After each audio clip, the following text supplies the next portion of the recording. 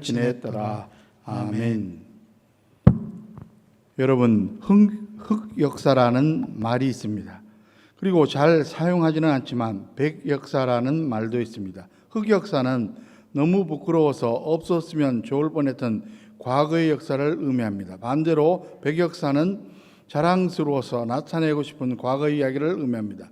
사람은 누구나 인생을 살다 보면 흑역사도 쓰고 백역사도 쓰면서 살기 마련입니다. 모든 인간은 죄인이기 때문입니다. 심지어 구원받은 그리스도인들도 여전히 육체의 죄성을 가지고 있기 때문에 예외일 수가 없습니다. 성경의 인물들도 보면 아무리 훌륭한 신앙의 사람일지라도 백역사만 가지고 있는 게 아닙니다. 흑역사도 가지고 있습니다. 우리가 보고 있는 믿음의 조상 아브라함도 그러했고 이스라엘의 성군 다윗도 그러했습니다. 저와 여러분들은 어떻습니까? 지나온 인생을 회고하면 개인차가 있겠지만 역시 흑역사를 가지고 있습니다. 심한 경우 지금도 흑역사를 쓰고 있는지도 모릅니다. 그렇다면 이 시간 한번 점검해 보아야 할 것입니다.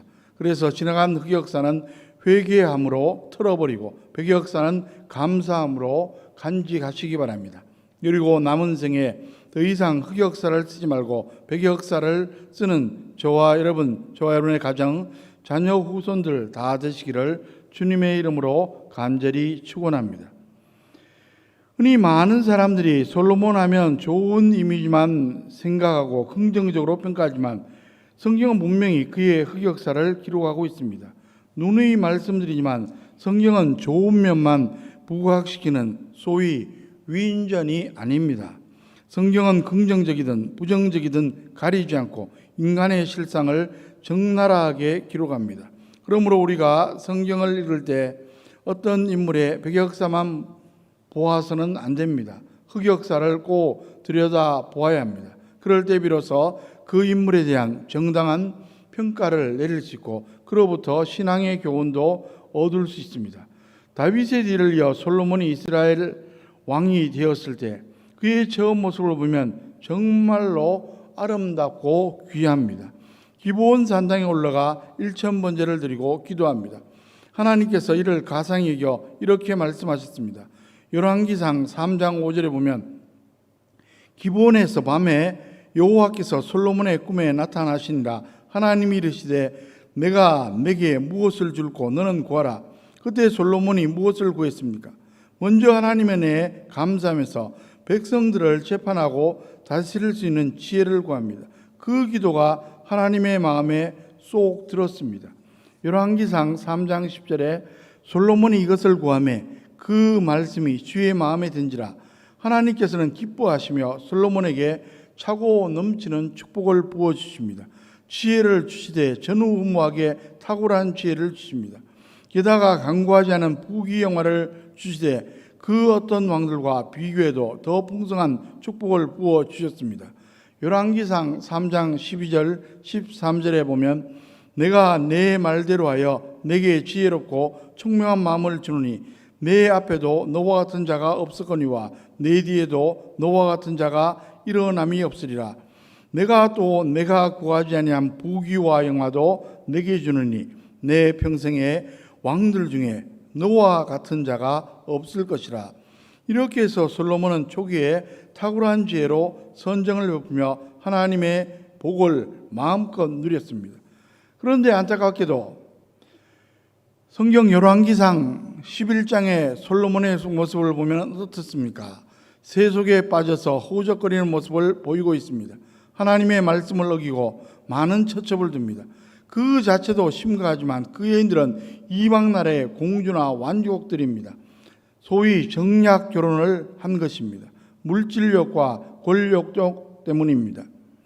당연히 육체의 쾌락에도 빠지고 말았습니다. 그런데 정말로 심각한 것은 그 여인들에게 휘둘려 이방의 우상신들을 섬기기까지 했다는 참으로 슬픈 사실입니다. 열왕기상 11장 3절 4절에 보면 왕은 후궁이 700명이요 첩이 300명이라 그의 여인들이 왕의 마음을 돌아서게 하였더라. 솔로몬의 나이가 많을 때에 그의 여인들이 그의 마음을 돌려 다른 신들을 따르게 하였으므로 왕의 마음이 그의 아버지 다윗의 마음과 같지 아니하여 그의 하나님 여호와 앞에 온전하지 못하였으니 결국 하나님께서 진노하시고 이스라엘 나라를 둘로 나누어 한 편을 다른 사람에게 줄 것을 경고하셨습니다. 그래도 하나님께서 아버지 다윗을 생각해서 솔로몬의 아들 대에 가서 그런 일이 일어날 것이라고 말씀하셨습니다. 후일 역사 속에서 그대로 성취되었습니다. 그의 아들 르호보암 때에 여로보암이 쿠데타를 일으켜 나라를 쪼개어 가져갑니다. 주전 930년경입니다. 이렇게 해서 남유다 왕과 북이스라엘 왕국으로 남북 분단 시대를 맞이하게 됩니다. 북이스라엘로 무려 10지파가 떨어져 나갑니다. 얼마나 큰 비극입니까? 후일 역사 속에서 북이스라엘이나 남유다나 우상 숭배로 멸망하는데 솔로몬이 그 시발점이 되었다고 생각할 때 얼마나 안타까운지 모릅니다. 이런 모습이 솔로몬의 흑역사입니다.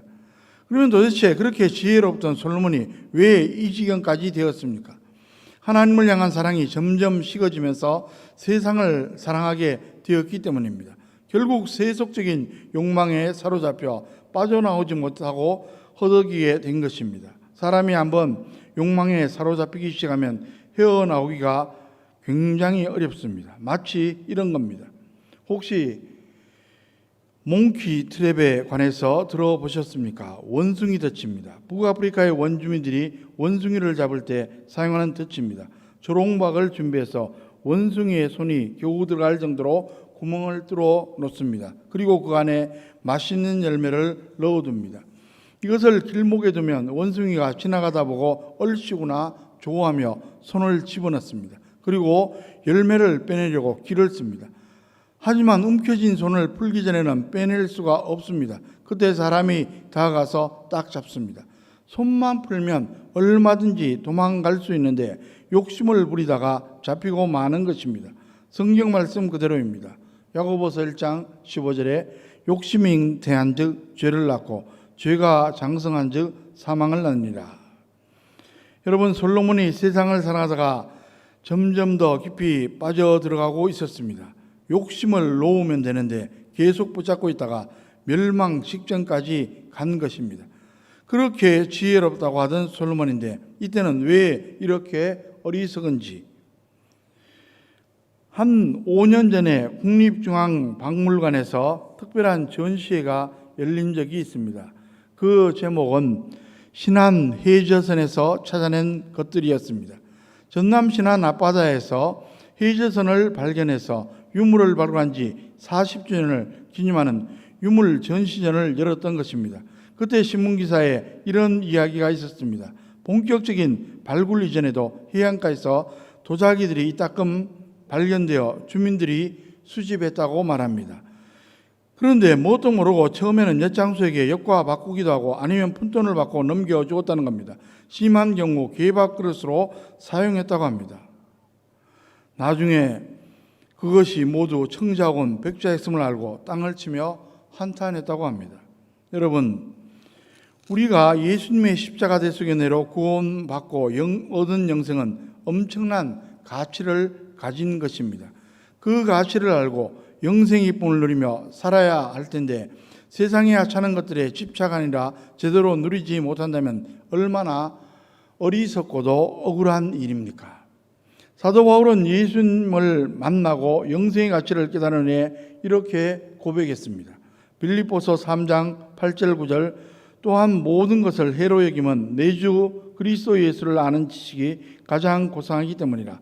내가 그를 위하여 모든 것을 잃어버리고 배설물로 여김은 그리스도를 얻고 그 안에서 발견되려 함이니 예수님을 알고 영생 얻은 것은 최상의 가치이며 그에 비하면 세상이 주는 가치는 배설물 수준이라는 것입니다. 사도 요한은 또 뭐라고 고백합니까? 요한일서 2장 15절에서 17절 말씀을 보면 이 세상이나 세상에 있는 것들을 사랑하지 말라. 누구든지 세상을 사랑하면 아버지의 사랑이 그 안에 있지 아니하니 이는 세상에 있는 모든 것이 육신의 정욕과 안목의 정욕과 이생의 자니 다 아버지께로부터 온 것이 아니요 세상으로부터 온 것이라. 이 세상도 그 정욕도 지나가되 오직 하나님의 뜻을 행하는 자는 영원히 거하느니라. 육신의 정욕은 육적인 쾌락을 의미합니다. 안목의 정욕은 눈에 보기에 좋은 것들을 가지고자 하는 물질욕을 의미합니다. 이생의 자는 남들에게 과시하고 싶어하는 권력욕이나 명예욕을 의미합니다. 이런 것들은 언젠가는 다 사라집니다. 물론 우리가 육체를 가지고 이 세상을 살아가야 하니까 기본 욕구는 반드시 채워야 합니다. 하지만 우리가 꼭 알아야 할 사실이 있습니다. 하나님께서는 우리에게 기본 욕구를 채워주시지만 과도한 욕망, 즉 탐욕은 채워주시지 않습니다. 기본 욕구만 채울 수 있다면 그 이상의 세상 것들에 과도하게 집착하지 않으며 만족스러워하며 사는 것이 바로 자족입니다. 사도 바울은 자족의 비결을 이렇게 말씀합니다. 빌립보서 4장 11절 12절에 내가 궁핍함으로 말하는 것이 아니니라 어떠한 형편이든지 나는 자족하기를 배웠느니 나는 비천에 처할 줄도 알고 풍부에 처할 줄도 알아 모든 일 곧 배부름과 배고픔과 풍부와 궁핍에도 처할 줄 아는 일체의 비결을 배웠노라. 그는 감옥에서도 이런 고백을 했습니다. 궁핍하거나 부유하거나 어떤 상황에도 예수님 안에서 기뻐하고 감사하며 살아갈 수 있다는 말씀입니다. 이런 비결을 터득하지 못하고 계속 세상 욕망에 사로잡혀 살면 늘 조금만 더 하면서 솔로몬처럼 행복하지 못한 채 흑역사만 써내려갈 수밖에 없습니다. 물론 그가 하나님을 완전히 배반하고 떠난 것은 아니고 소위 양다리를 걸쳤던 것입니다. 우리는 오직 하나님께 붙어 있어야 합니다.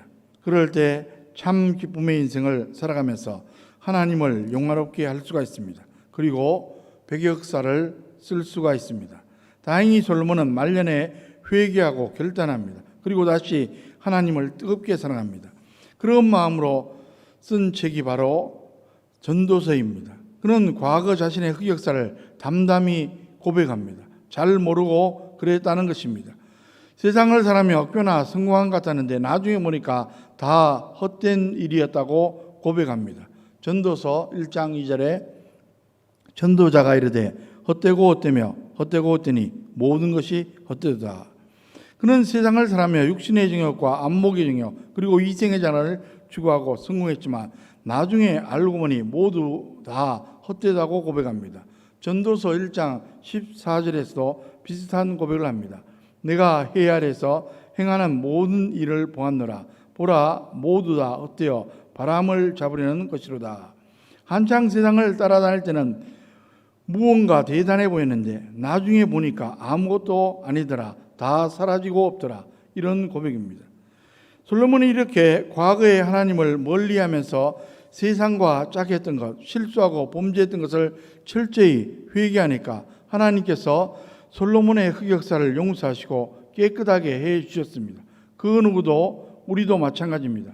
인생을 살다가 보면 나도 모르게 하나님을 멀리하고 세상의 욕망에 빠져 부끄러운 흑역사를 만들 때가 있습니다. 후회에 막심합니다. 하지만 후회만 나면 그대로 있습니다. 십자가 앞에 나가 진심으로 회개하고 결단할 때 흑역사를 다 지워주십니다. 하나님의 놀라운 은혜입니다. 이사야 1장 18절에서 하나님께서 말씀하십니다. 여호와께서 말씀하시되 오라 우리가 서로 변론하자. 너희의 죄가 주홍 같을지라도 눈과 같이 희어질 것이요 진홍같이 붉을지라도 양털같이 희게 되리라. 솔로몬은 이렇게 해서 흑역사를 털어버리고 새로운 백역사를 만들어갑니다. 전도서 결론이 바로 그것입니다. 간구와 거저로 신앙의 후배들에게 이렇게 권고하고 있습니다. 전도서 12장 1절 2절에 너는 청년의 때에 너의 창조를 기억하라.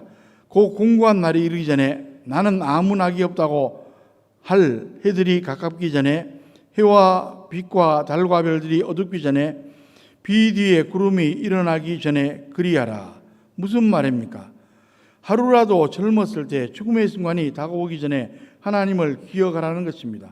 다시 말하면 지금 당장 즉시 그리고 하나님이 부르시는 그날까지 창조주 하나님을 사랑하고 섬기며 살라는 당부입니다. 솔로몬은 이렇게 해서 흑역사가 있었음에도 불구하고 신앙의 위인으로 분류되는 것입니다. 여러분, 금년도 어느덧 절반 이상이 지나갔습니다. 잠시 멈춰 나 자신의 살아온 족적을 회상해 보면 좋겠습니다.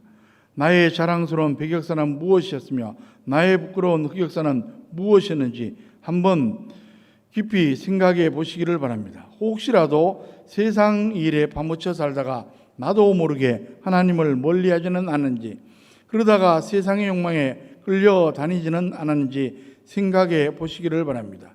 우리가 처음 예수님을 만났을 때를 기억해 보십시오.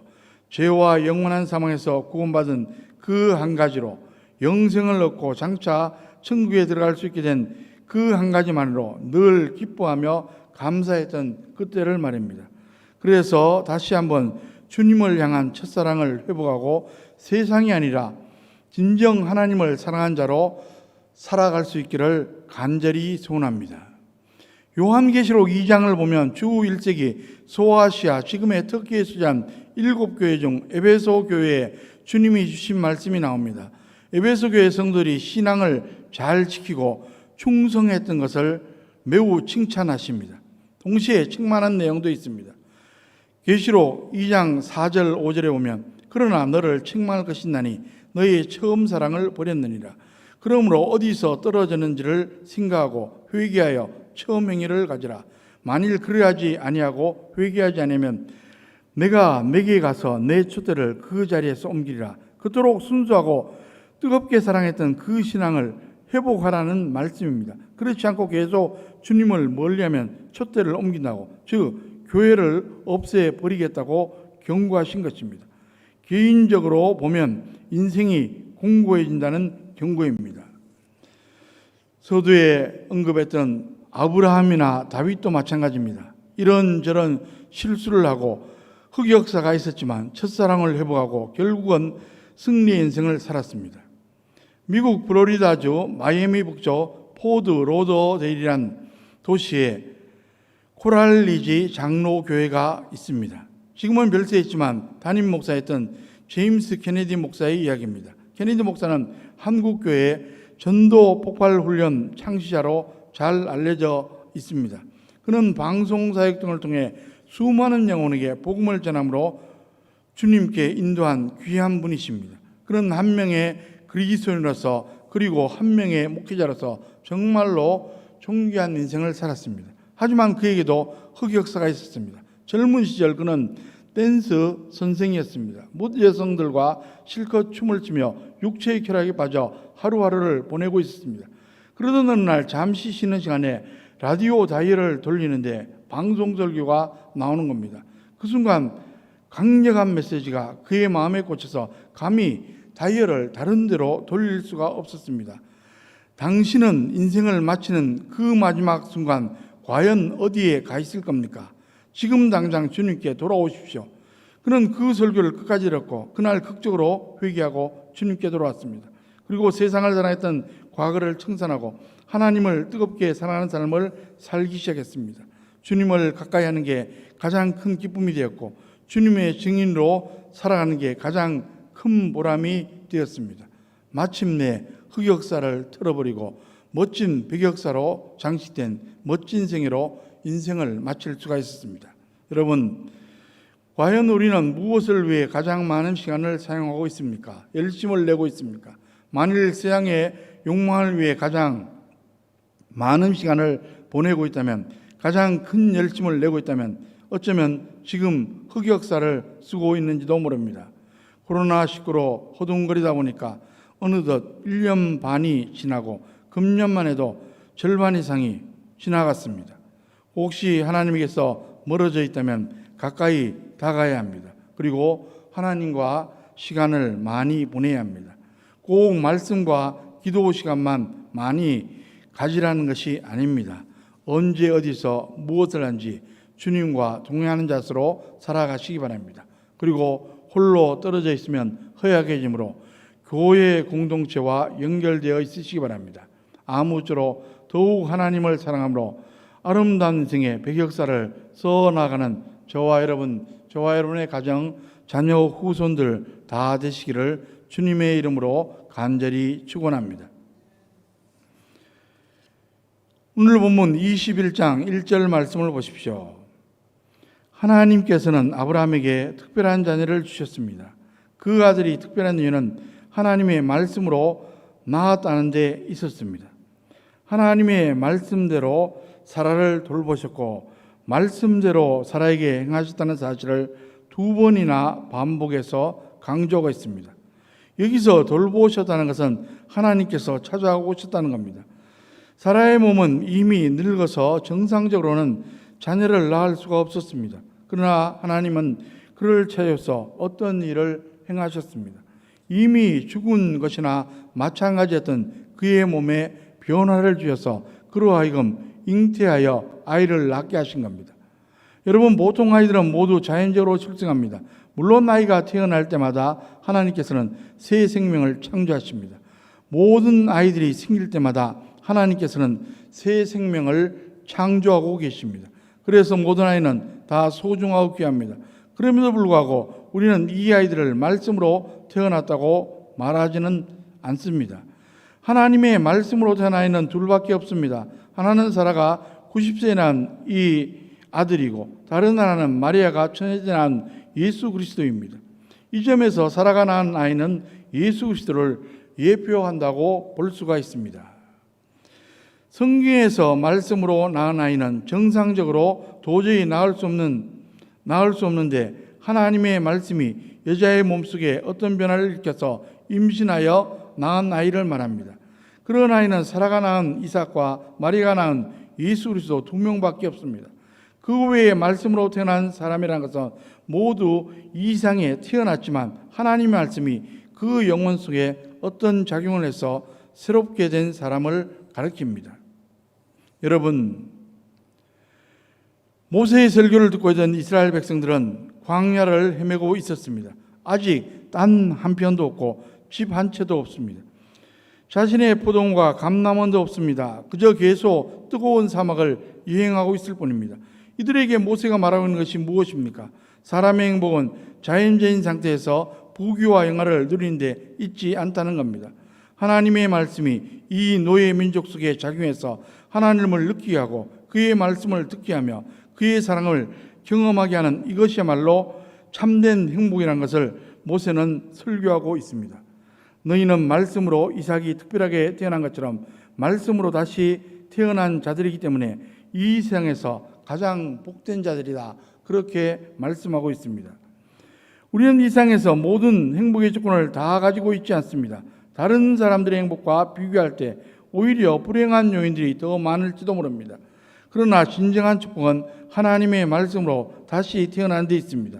내 의식 가운데 하나님의 말씀이 정해서 하나님이 느껴지고 하나님의 존재가 믿어지며 하나님의 뜻대로 살고 싶은 생각이 드는 이것이야말로 인류가 누릴 수 있는 최고의 복이라고 성경은 오늘 우리에게 말씀하고 있습니다.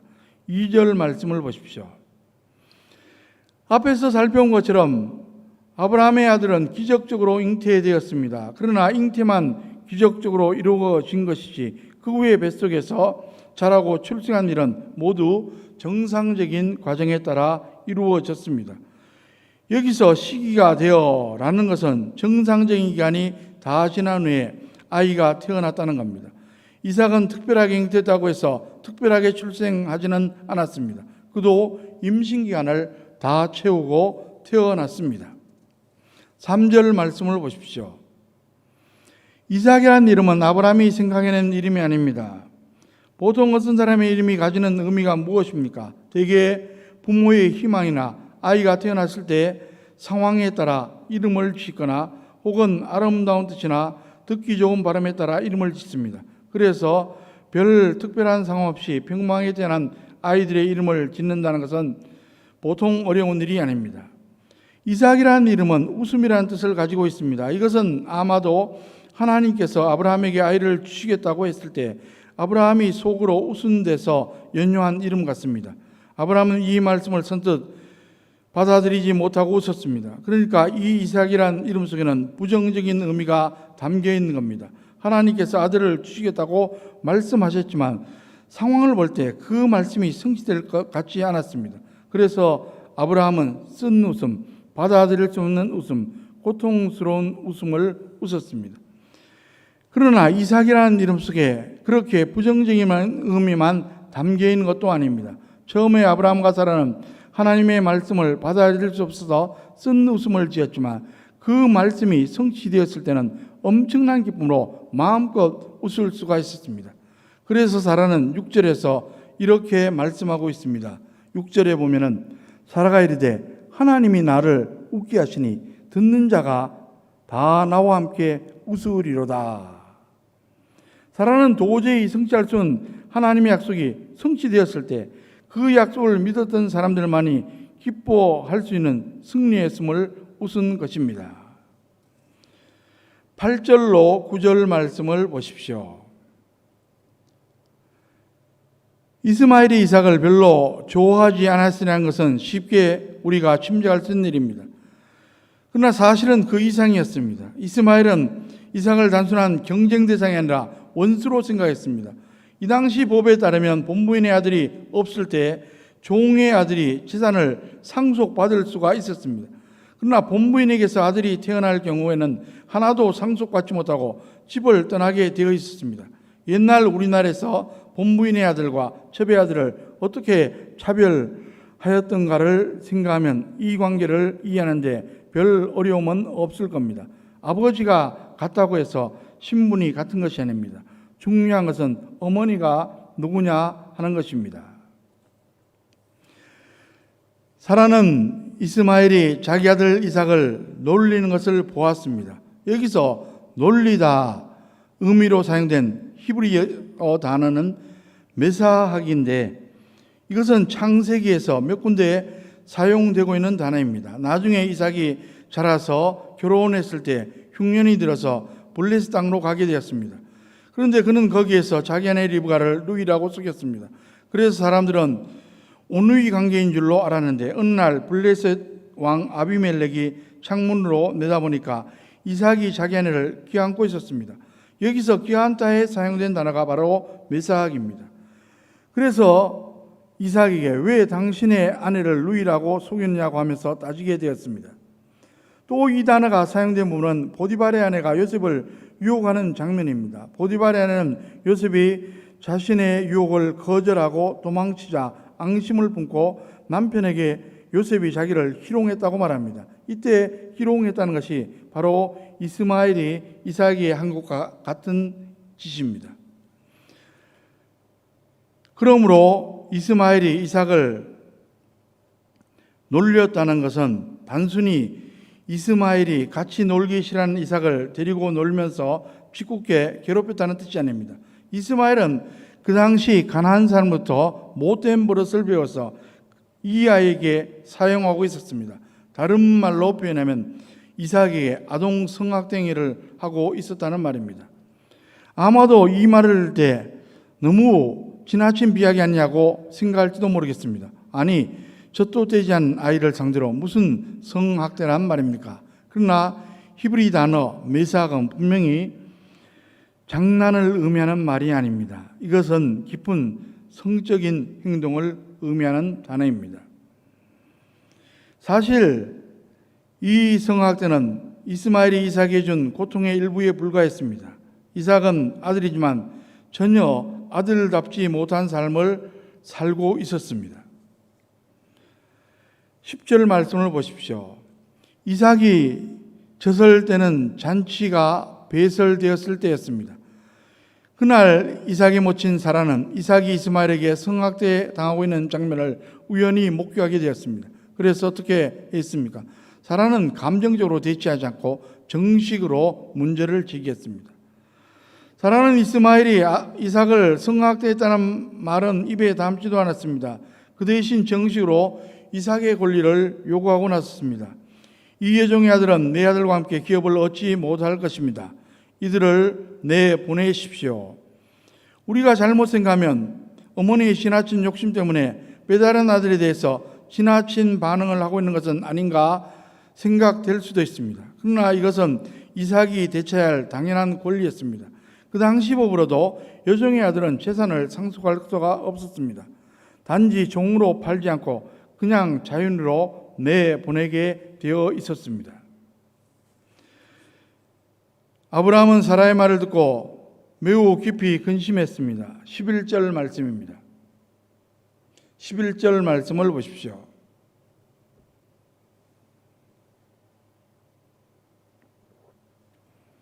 여기서 그의 아들은 누구입니까? 이스마엘입니다. 이스마엘도 아브라함이 사랑하는 아들이었습니다. 아브라함은 이스마엘을 쉽게 포기할 수 없었습니다. 그래서 사라의 말을 들었을 때 깊이 근심했습니다. 사라의 말이 맞기는 하지만 너무 지나친 것 같았습니다. 이스마엘과 이삭이 형과 아우로서 사이좋게 지낼 수 없을까 고민이 되었습니다. 여러분, 하나님을 믿는다고는 하지만 사실 모든 부분을 다 맡기고 믿는 것은 아닙니다. 원칙적으로 하나님을 믿고 의지하지만 결코 포기하고 싶지 않은 자기만의 영역이 있을 수도 있습니다. 그 부분이 바로 우리를 눈물게 합니다. 바로 그 포기하지 못하는 부분이 우리를 어리석게 만들고 눈물게 만들며 하나님께 나은 것을 주저하게 만듭니다. 12절 말씀을 보십시오. 하나님께서는 아브라함에게 사라의 말을 들으라고 하셨습니다.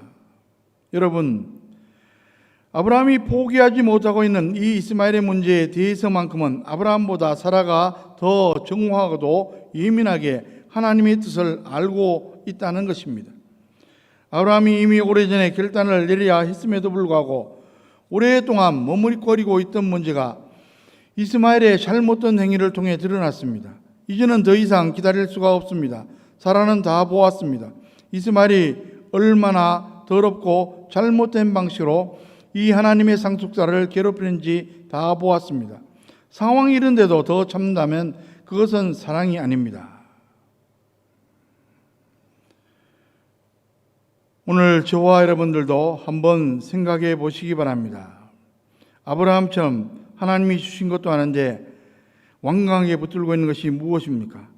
평소에는 그렇게도 현명한데 그 문제만 나오기만 하면 이성을 잃어버리고 정상적인 분별을 잃어버리는 영역이 어떤 것입니까?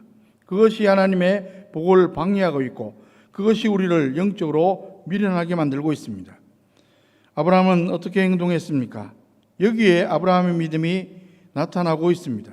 14절 말씀을 보십시오. 아브라함은 처음부터 하나님의 말씀을 다 깨닫지는 못해도 일단 하나님의 뜻이 분명해지면 곧바로 결단을 내리는 신앙을 가지고 있었습니다. 그는 하나님의 뜻이 분명할 때는 꼭 아침 일찍 일어나서 행동에 옮겼습니다. 고민할 때는 심각하게 고민하더라도 하나님의 뜻이 분명해지면 잠시도 머뭇거리지 않고 행동하는 것이 믿음의 조상 아브라함의 모습이었습니다. 15절, 16절 말씀을 보십시오. 아브라함의 집에서 나온 하갈과 이스마엘은 길을 잃고 방황했습니다. 그러다가 결국 가지고 있던 물이 다 떨어져서 생명이 위협받는 아주 어려운 지경에 처하게 되었습니다.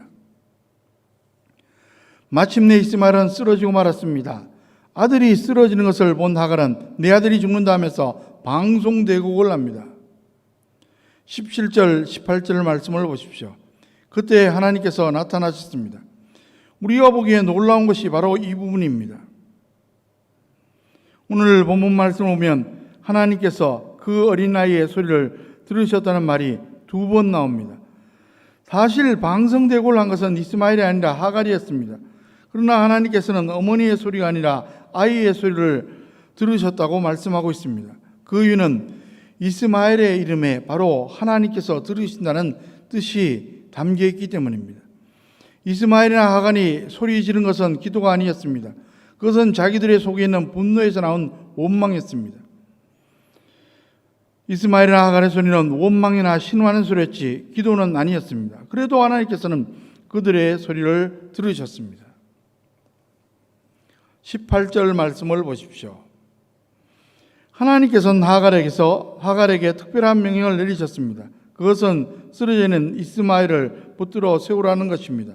지금 정신도 차리지 못하고 있는 아이를 억지로 세워놓게 하신 후에 하나님께서는 이스마엘이 아주 강한 적이 될 것이라고 말씀하셨습니다. 이스마엘의 평생에 이보다도 더 감동적이고 큰 체험은 없었을 겁니다. 19절 말씀을 보시기 바랍니다. 하나님께서는 이 말씀을 하신 후 하갈의 눈을 밝혀주셨습니다. 말씀만으로 그치지 않으시고 그들이 살 수 있도록 눈을 밝혀서 샘물을 보게 하신 겁니다.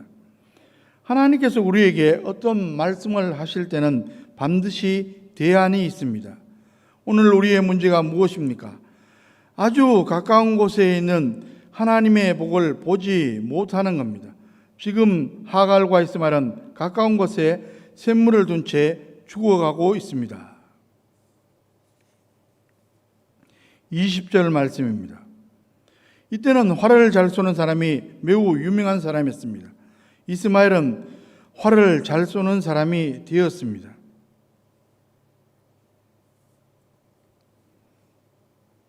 21절, 22절 말씀입니다. 처음 그랄 땅에 이사해 왔을 때 아브라함은 자기가 이 지방에서 그토록 오랫동안 평안하게 살리라고는 꿈에도 생각하지 않았습니다. 아브라함은 이 그랄 땅에 짧게 거주할 생각이었습니다. 그러나 하나님께서는 아브라함을 통해 하나님을 전혀 모르는 이 사람들 가운데 놀라운 일을 행하셨습니다. 왜 이 나라 왕이 아브라함을 찾아와서 이런 말을 했는지 구체적인 사정은 다 알 수 없지만 어쨌든 아비멜렉은 아브라함이 하는 모든 일에서 하나님께서 그와 함께 하신 것을 보았다고 말씀하고 있습니다. 하나님을 믿는 백성이 안 믿는 사람들에게 이런 이야기를 들을 때보다 더 기쁠 때가 없습니다. 23절 말씀입니다. 아비멜렉은 아브라함이 그들에게 꼭 필요한 사람인 것을 인정하고 있습니다. 그래서 당신은 우리나라에 꼭 필요한 사람입니다. 그러나 혹시라도 당신 마음이 변해서 우리를 배신할까 봐 두렵습니다. 그러니 나와 내 아들과 내 손자에게 우리를 배신하지 않겠다고 약속해 주십시오. 계속 우리를 신실하게 대해 주십시오. 라고 부탁하고 있습니다. 변함없이 자기들에게 신실하게 대해달라는 아비멜렉의 부탁을 받았을 때 아브라함은 그렇게 하겠다고 맹세합니다. 24절 말씀입니다. 아브라함이 이르되 내가 맹세하리라 하고 25절로 26절 말씀을 계속해서 보십시오. 아브라함은 아비멜렉을 왕으로서 대접했습니다. 그러나 왕이기 때문에 무조건 복종하고 아첨하지는 않았습니다. 자신이 판 우물을 부당하게 빼앗아간 잘못을 따지고 그 권리를 다시 취하였습니다. 그곳에는 우물이 매우 중요한 재산이었습니다. 우물이 없으면 양을 먹일 수도 없고 농사를 지을 수도 없었습니다. 예전에 아브라함이 파놓은 우물을 그만 아비멜렉의 종들이 부하들이 빼앗아가 버렸습니다. 이것은 아브라함에게 큰 손실이었습니다. 그러나 아브라함은 이 우물을 빼앗기고도 아무 소리도 못했습니다. 그러나 아비멜렉이 찾아와서 친선조약을 맺자고 하자 그 문제를 들고 일어나서 마침내 자신의 권리를 되찾았습니다. 27절 말씀을 보십시오. 당시에 선물을 주고받음으로써 성립되는 언약이 있었습니다. 이것은 낮은 자가 높은 자에게 맹세하는 방식으로서 양과 소를 선물로 주고받음으로써 맹세가 성립됩니다. 아브라함은 바로 이 방식을 택하고 있습니다. 이것은 아브라함이 그랄 땅에서 아무리 상당한 세력을 가지고 있다 해도 여전히 자신은 계기요 아비멜렉은 이 나라의 왕이라는 것을 인정하는 겁니다. 아비멜렉의 시민으로서 충실한 의무를 다하겠다는 뜻으로 선물을 드리는 맹세를 했습니다. 28절로 31절 말씀을 보십시오.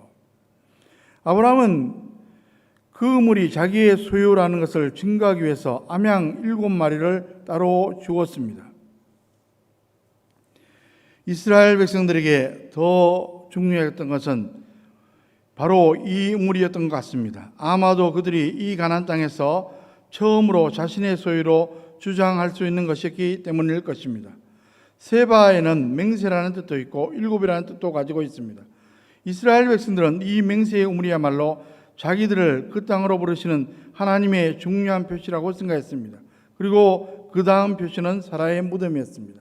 아브라함은 한꺼번에 하나님의 나라를 임하게 하지는 않았지만 중요한 징검다리를 만드는 일을 하고 있었습니다. 그랄 땅에 오기 전까지 아브라함의 삶은 끊임없는 긴장의 연속이었습니다. 안정이라고는 찾아볼 수가 없었습니다. 끊임없이 쫓겨다니고 이사 다니는 것이 그의 삶이었습니다. 그러나 그랄에서 하나님께서는 그에게 안정된 삶을 주셨고 아브라함은 하나님을 모르는 사람들로부터 인정을 받을 뿐 아니라 평화의 조약까지 맺었으며 자기가 판 우물도 되찾았습니다. 아브라함의 생에 이처럼 평화로운 때가 없었습니다. 그때 아브라함이 어떻게 했습니까? 33절로 34절 말씀을 보십시오. 에셀 나무가 정확히 어떤 나무인지는 알 수 없지만 오래 사는 나무였던 것 같습니다. 그가 거기서 나무를 심었다는 것은 참으로 모처럼 마음의 여유와 안식을 찾았다는 뜻입니다. 그는 거기서 나무를 심고 영원하신 하나님의 이름을 불렀습니다. 그는 아비멜렉을 찬양하지는 않았습니다. 그에게 안식을 주시고 평안을 주시고 여유 있는 삶을 주셔서 그동안 훈련받은 것과 하나님이 주시는 축복으로 마음껏 섬길 수 있는 기회를 주신 하나님을 찬양했습니다. 하나님의 이름을 불렀다는 것은 공식적으로 예배를 드렸다는 뜻입니다. 말씀을 정리하겠습니다. 우리가 신앙생활하면서 기본적이면서 동시에 가장 중요한 게 무엇입니까? 두말할 나위 없이 예배입니다. 예수님 믿고 나서 가장 먼저 시작하는 게 예배입니다. 그리고 천국 갈 때까지 더 나아가 천국에 가서도 영원히 할 것은 바로 예배입니다. 그러므로 우리의 삶 가운데 예배의 중요성은 아무리 강조해도 지나침이 없습니다. 성경 곳곳에서 예배가 얼마나 중요한지 강조를 거듭합니다. 한마디로 말하면 예배는 인생의 목적이라는 사실입니다. 우주의 삼라만상은 하나님의 피조물입니다. 그러므로 하나님의 창조 목적이 곧 그것들의 존재 목적입니다. 인간도 마찬가지입니다. 하나님이 우주 만물을 창조하신 목적도 인간을 창조하신 목적도 예배입니다. 그래서 성경은 인생의 창조 목적을 뭐라고 증거합니까? 이사야 43장 21절에 이 백성은 내가 나를 위하여 지었나니 나를 찬송하게 하려 함이니라. 인간을 창조하신 것은 하나님 자신을 위해서 하나님께 예배한 자로 삼기 위해서라는 말씀입니다. 그러나 안타깝게도 인류의 시조 아담과 하와가 범죄한 이후 모든 인간이 하나님을 예배하는 본연의 자리에서 떠나버렸습니다. 자기가 하나님인 양 자신을 자랑하고 자신을 높이고 자신의 영광과 이기적인 목적만을 위해 살아갔습니다. 말하자면 하나님께서는 인간을 예배자로 창조하셨는데 그 사명을 저버렸다는 사실입니다. 여러분, 구원이 무엇입니까? 여러 가지로 말할 수 있지만 이렇게도 표현할 수 있습니다. 범죄하고 타락한 인간을 참 예배자로 회복시키는 겁니다. 이런 점에서 구원의 목적도 역시 예배입니다. 그러면 어떻게 예배할까? 예배의 자세에 대해서 간단히 살펴봅니다. 한마디로 말하면 어느 곳에서 예배하든지 하나님의 임재 앞에서 예배해야 됩니다. 살아계신 하나님을 마주하고 하나님이 내가 예배하는 이 자리에 계시다, 이렇게 믿고 예배해 드려야 합니다. 시편 기자는 예배를 무엇으로 드린다고 말씀했습니까? 시편 50편 23절에 감사로 제사를 드린 자가 나를 영화롭게 하나니. 우리가 피조물로서 구원받은 하나님의 자녀로서 하나님의 은혜와 사랑을 묵상하면 얼마나 고맙고 감사한지 모릅니다. 아무리 고난과 역경이 있다고 하더라도 내가 존재하는 것 자체가 은혜입니다. 그래서 지난 시간에도 말씀드렸지만 이런 말이 있습니다. 오늘은 어제 죽은 사람이 그렇게 살고 싶어 했던 내일이다. 어느 소설가가 작품 속에서 언급한 말입니다.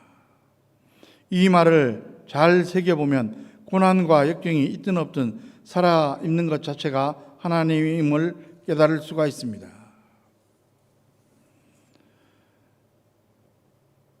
여러분, 예배를 표현하는 단어가 여럿인데 이런 단어도 있습니다. 헬라어로 라트루오라는 단어입니다.